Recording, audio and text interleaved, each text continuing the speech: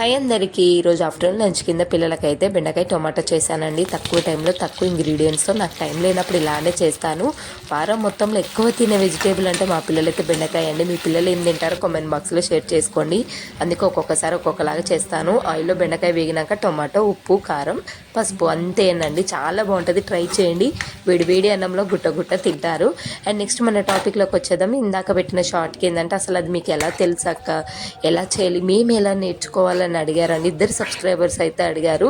నాకైతే నేనేమి కొత్తగా అంటే వెతికి నేర్చుకోలేదండి. మా హస్బెండ్ ఆల్రెడీ 2 years నుంచి అందులోనే ఉన్నారు కాబట్టి యూట్యూబ్లో నా ఇంత కష్టాన్ని చూడలేక ఒకసారి ఇది ట్రై చేయమ్మా, నీకు నచ్చితేనే ఓకే, లేదంటే లేదన్నారు. బట్ నాకు చాలా మంచిగా అనిపిస్తుంది.